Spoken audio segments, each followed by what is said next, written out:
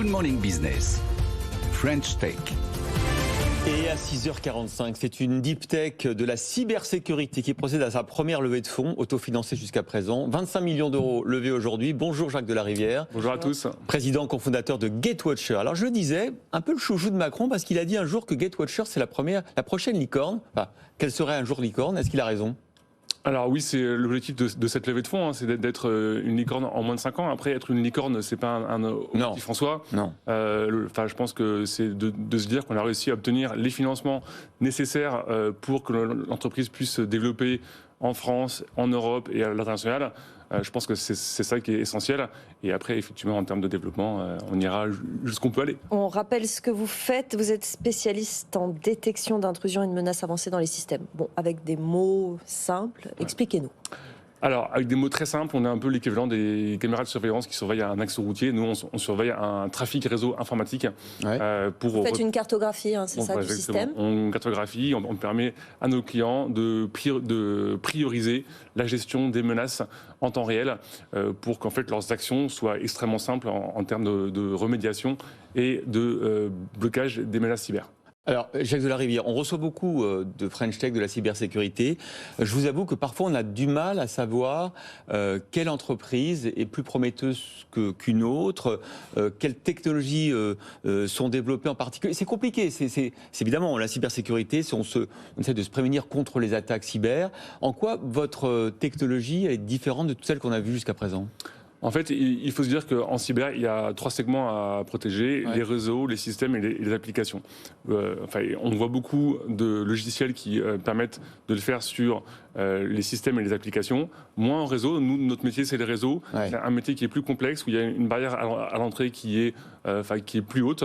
Et c'est ce qui fait qu'effectivement, on a accès à un marché mondial de manière plus rapide, parce qu'il y a moins d'acteurs sur la cybersécurité dans les réseaux. Vous vous adressez aux entreprises, aux administrations, à qui ?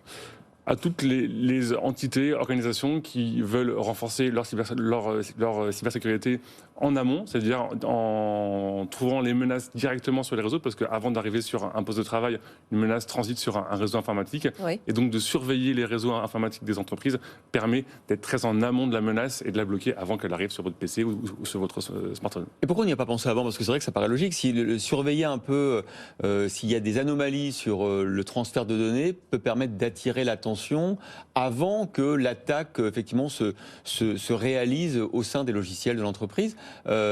Vous êtes un des premiers à avoir eu l'idée ? Oui, alors, disons qu'avant, nous, donc, en l'occurrence, on le fait depuis 7 ans maintenant, donc ça fait déjà un petit bout de temps, mais on a lancé un nouveau produit de NDR, donc, qui est vraiment basé sur du machine learning sur les réseaux, récemment en octobre, et cette levée de fonds, elle vient justement montrer qu'on a une très belle traction sur le démarrage de ce NDR, et en fait, historiquement, les entreprises ont commencé par protéger leur PC, leur smartphone, et maintenant, après, elles descendent sur la couche infrastructure, pour renforcer globalement leur cybersécurité. Alors où allez-vous vous étendre? Vous êtes déjà présent dans beaucoup d'endroits du monde, Europe du Nord, Asie, Moyen-Orient, Afrique du Nord. Vous visez quelle zone désormais? Déjà la France peut-être encore plus?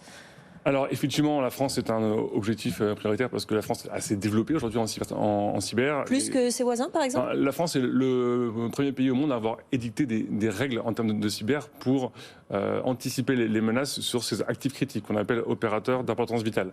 Donc il y a une certaine prise de conscience et une avance assez forte. Après l'Europe évidemment, donc Europe du Nord on l'a dit, Allemagne, UK, Asie du Sud, Moyen-Orient, déjà ça fait une zone assez large à couvrir avec une levée de fonds de 25 millions qui est une belle levée de fonds en série A, mais qui va nous permettre de montrer qu'on sait faire à l'export assez rapidement pour après aller lever plus en termes de couverture pour aller aux US. Alors on en parle depuis au moins un an sur ce plateau, hein, le campus cyber qui va être à la Défense, qui sera inauguré demain par Emmanuel Macron justement, qui réunira évidemment tous les acteurs de la cybersécurité. Quelle place vous aurez sur ce campus? Alors on parle d'une date à la mi-février, donc on ne sait pas encore si c'est demain ou pas. Ah d'accord, je crois que c'est demain que... disons qu'ils ont dit, donc demain on est le 15, donc ah oui d'accord, la moitié du mois. C'est pas l'agenda, mais en tout cas c'est ce mois-ci quoi. Et vous aurez quelle place vous? Et donc nous on est la plus grosse start-up au campus cyber. Hein. Ah oui. On a pris un grand pétale de 700 mètres carrés, entouré de grosses boîtes comme Orange Cyberdéfense et autres qui eux en auront 3. Donc on a massivement investi parce qu'on a connu historiquement, nous, l'effet incubateur, l'effet village au village BCA où on a été incubé en 2015. Et on sait qu'en fait, ça apporte du prestige, de l'émulation entre les acteurs. Et donc ça, c'est pour nous un enjeu qui est important pour la cyber. Donc c'est carrément un déménagement, vous allez vous installer là-bas quelque part. Tout à fait. Alors nous, on est déjà basé à la Défense Tour Éco, la Tour Banque de France, juste à côté. Et donc on déménage de 500 mètres pour être donc installé au Cybercampus, au 2e étage, dans 2 semaines. Là. Donc et vous allez recruter 200 postes, hein, c'est ça? Et donc on recrute 200 personnes dans les forces de vente, dans le marketing produit et dans effectivement la R&D qu'on va renforcer. Et donc je tiens à dire déjà un très grand merci à nos équipes et à nos partenaires qui ont donc cru en nos solutions dès le départ, parce que effectivement souvent une entreprise autofinancée c'est un peu moins rassurant pour des partenaires grands intégrateurs. Donc merci beaucoup Jacques Delarivière, président cofondateur de Gatewatcher, et puis bonne installation, un bon déménagement, alors dans ces jours-ci on va dire. Voilà.